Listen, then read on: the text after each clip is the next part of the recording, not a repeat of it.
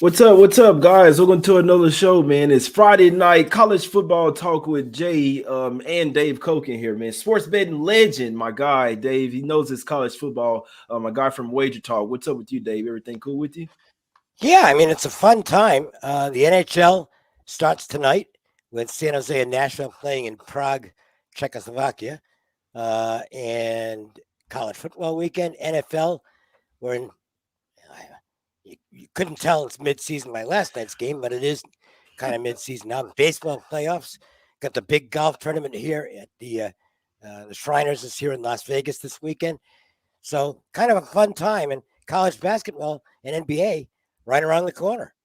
Man, can't wait for the NBA, man. I've been watching preseason. It sounds like I didn't miss out on anything from that game last night. I'm watching preseason over any football right now, guys. Just trying to get locked in. Obviously, this channel was started with the foundation of NBA, my guys. Even though we kind of went to some football, it's still NBA is the top dog over here. Can't wait. Some NHL as well, guys. If you didn't know, Dave is the man over there with NHL as well, man. And I'm sure he's going to have a hell of a season over there on the ice over there. Yeah, I'm sure he is, man. But let's talk some college football here, Dave, man. That's what we're here for. Let's talk some college football picks, my guys. One Friday night game here, right? We got San Jose State laying 6.5. The Spartans versus the UNLV Rebels here, Dave. The Rebels been playing really well. Do you think they can keep it going tonight?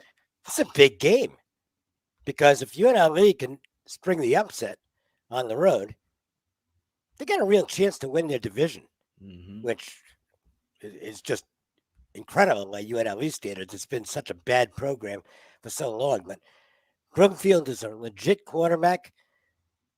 Marcus Arroyo's got this team playing with a lot of confidence right now. I think San Jose is a little better football team, and they do have the home field, but I don't want to lay that many. So, if this game was 3, I'd say, yeah, go ahead and take San Jose. But at 6.5 or even 7, no thanks. I think that number's a little too much. Going to keep me away from the game. Yeah, that's a good point there. It's a good point. Yeah, it's a tough one for me as well. I was scratching my head a little bit the fact that they are this big a favorite. Looks like they open up at -5, been pushed to 6.5. San Jose State, so some money coming in on those guys. They have looked well as well. So be interested to see what happens in this one. I was with you, Dave. I was thinking maybe UNLV. Maybe it's a few too many points here. Well, and the dangerous thing to me is I don't think he's on the national radar so much, but Doug Brumfield's really good. Right. He's a tall, lanky, athletic lefty. And he looked good last year before he got hurt. And that was the end of his season. And there was some thought that he was going to transfer out. He actually was in the transfer portal for a day or two and then changed his mind and stayed at UNLV. That turned out to be a good thing for the Rebels because he's playing really good football. And, when you got a quarterback of that magnitude, he'll keep you in games. Right. And there's always the chance of a backdoor cover late. Even if you're down 2 touchdowns, you might get that late score to slip it under the number.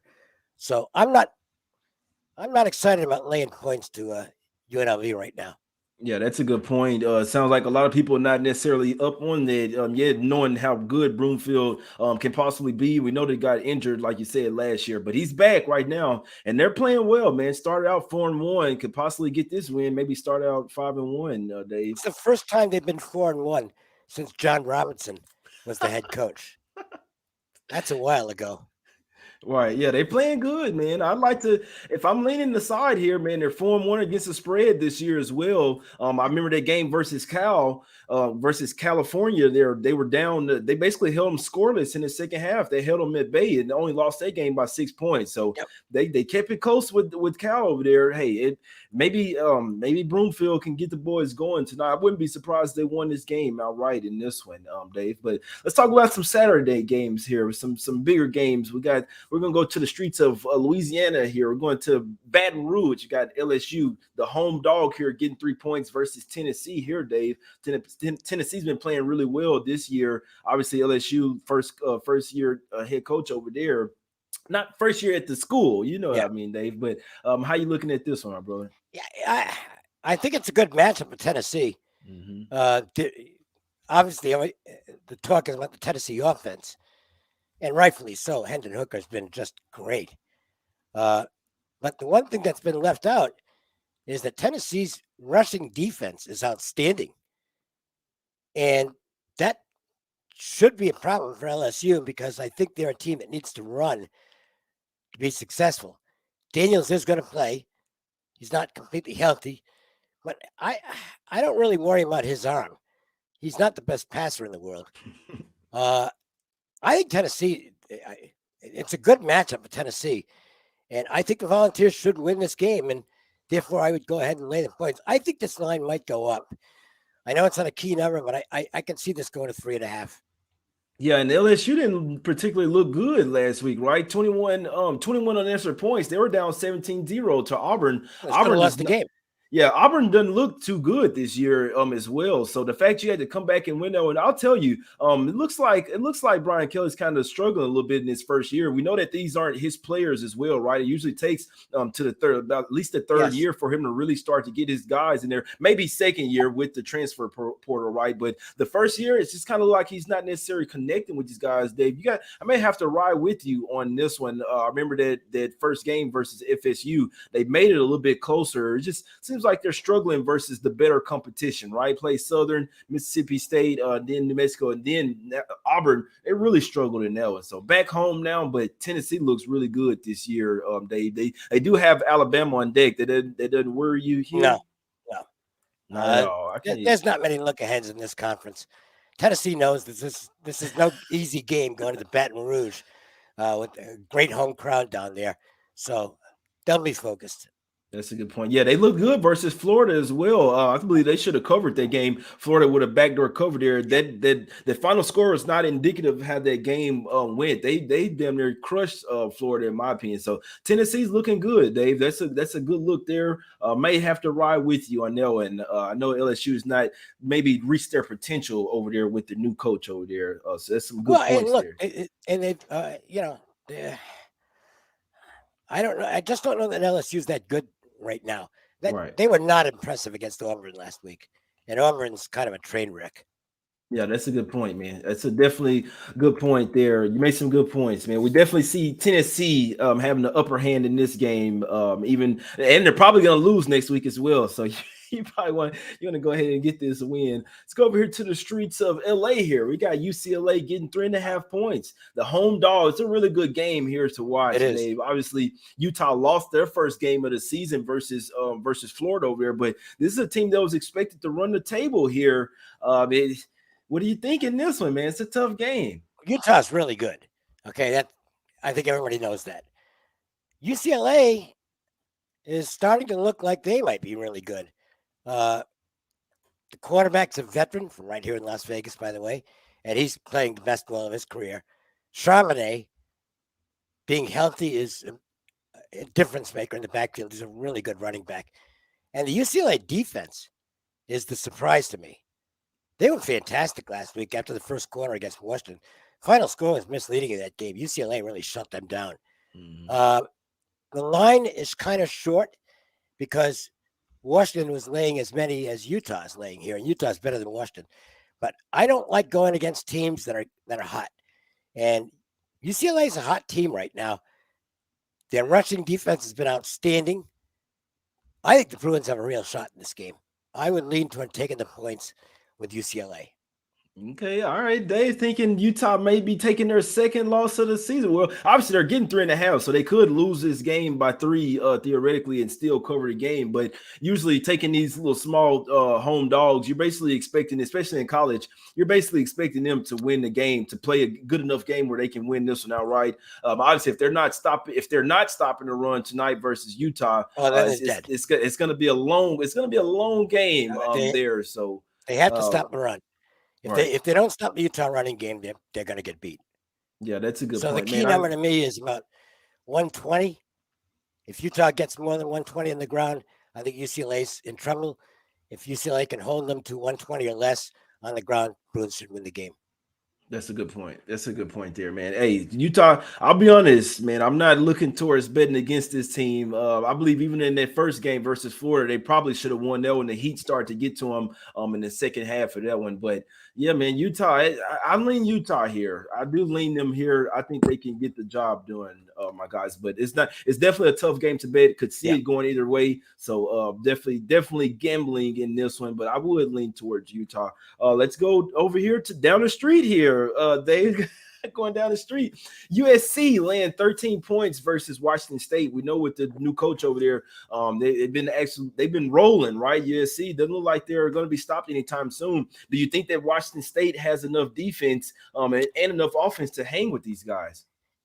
I kind of don't. And this is on the numbers. I think you can make a case for Washington State. The matchup, and I'm a matchup guy.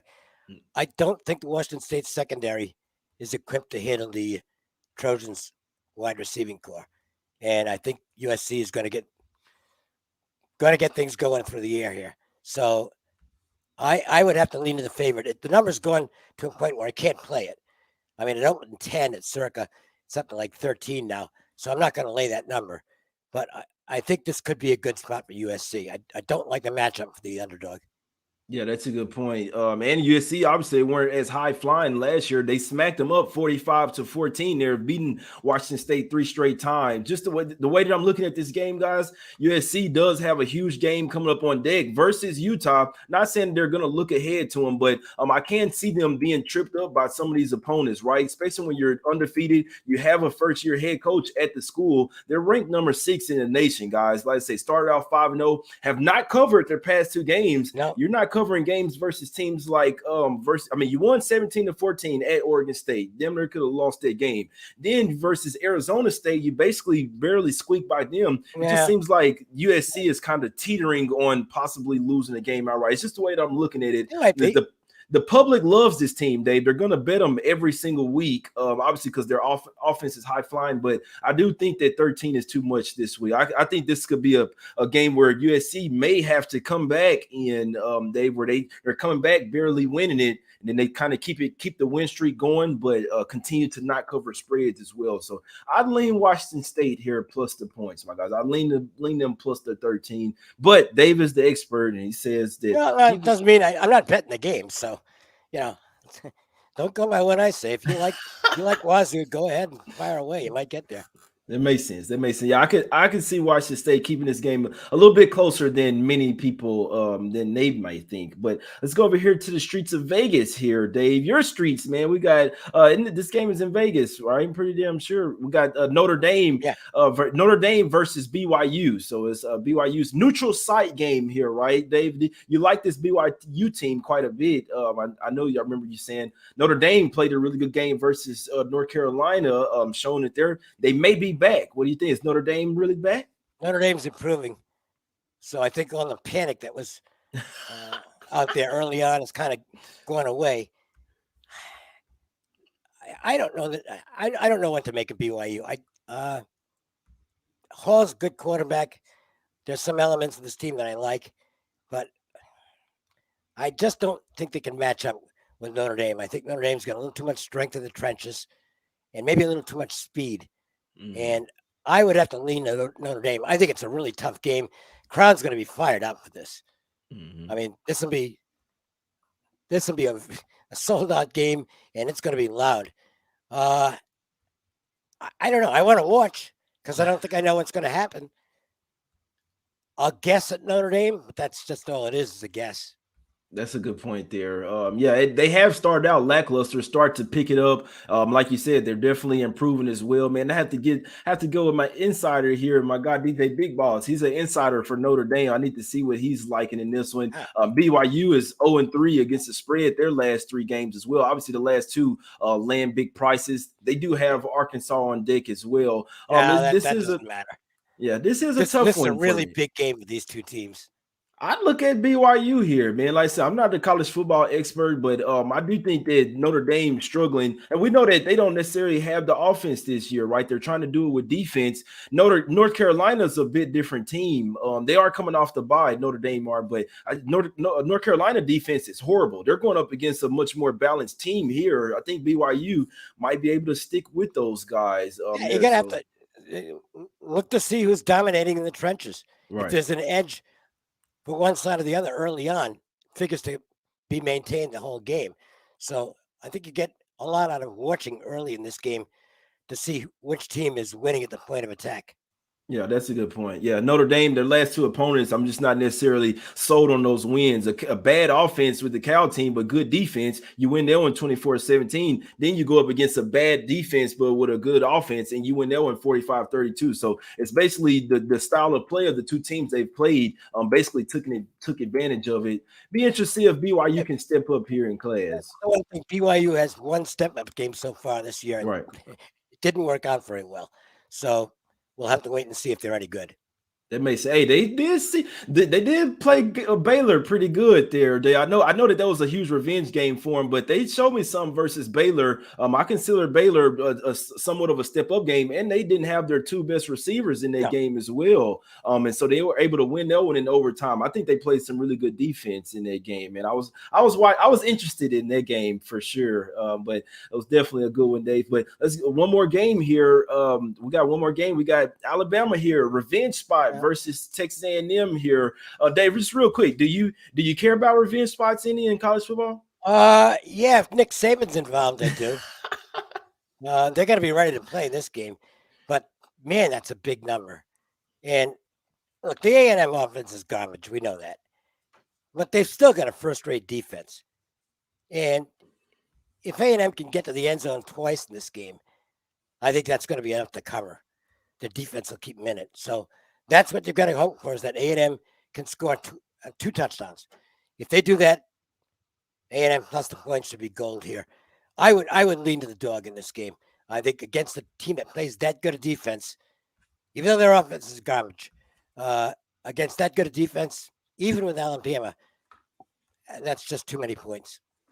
Yeah, that's a good point there. I think that Texas A&M will be equally ready for this game. I mean, you could argue that it's a revenge spot for Alabama and Nick Saban, but you could also argue that maybe Jimbo Fisher just has something. Maybe he has some up his sleeve. Maybe he can go head to head with Saban, right?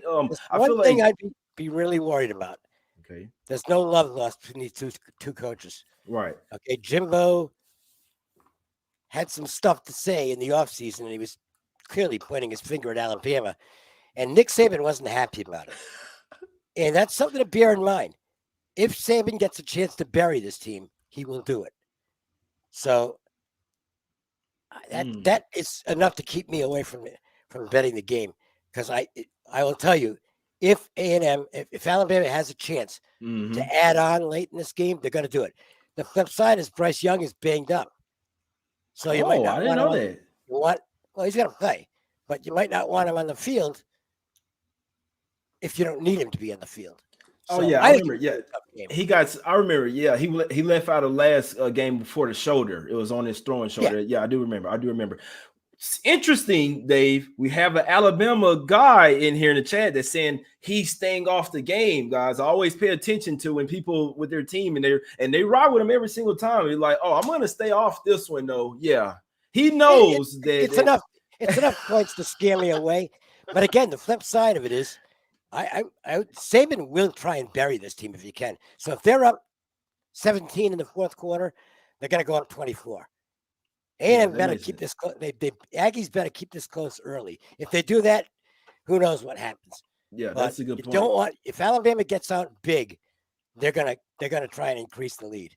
That's a good point there. And I just, me personally, I see Texas A&M giving it their all here. Obviously, they're coming off a loss. You could argue, I mean, they did get smacked up pretty bad versus Mississippi State, but I know Dave State doesn't believe in look-aheads, but this is a circle spot, especially after all the stuff going on between the offseason. I've read this stuff because Saban was saying, oh, Texas A&M has all these transfer, or they're paying all the guys. Come on, man. Alabama been doing this shit for years. And I really think, to be honest with you, now it's just starting to be spread out more throughout the schools, right? Alabama were getting the top recruits, and they still are. But now it's a little bit more spread out. And Saban doesn't like it. He wants all of the top guys. Maybe that's why Alabama is taking maybe a tad, not a huge dip, but a tad bit of a dip here, Dave. I think Texas A&M. They're ranked number one, so they're not taking too much of a dip. But I mean, and look, what I said about Saban goes for Jimbo as well. If there's one game Jimbo wants, this is it. I'm taking Texas A&M plus the 24. It's personal. It's a personal play for me. You guys can take what you want, but that's really the only thing that I'm taking this week, guys. Small play for me.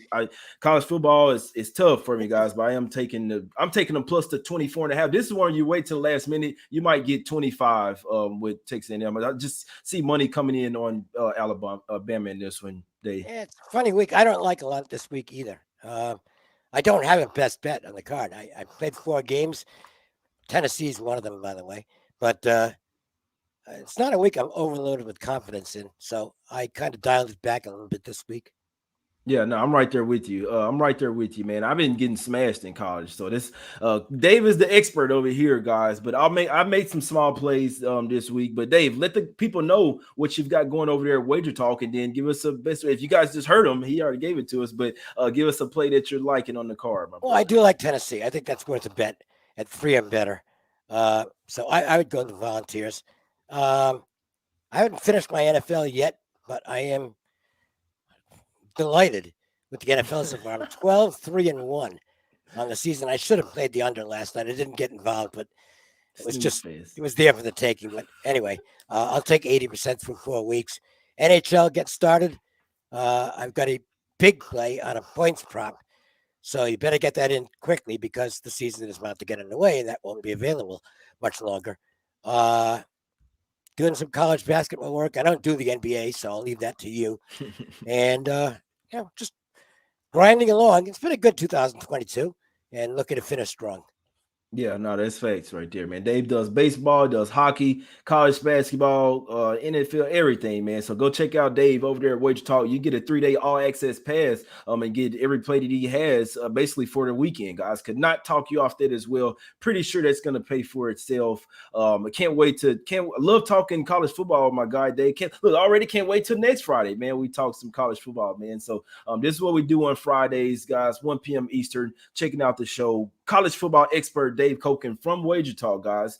Gave us a best bet on Tennessee. I'll likely ride with my guy on that as well, Tennessee versus LSU. And let's get some cash, guys. As I always say, it's us against the bookies. We're always trying to cash for you guys. Appreciate your time as well in the chat. Go check us out at wagertalk.com as well. And we're out, man. That's the show. Until next time, we're out.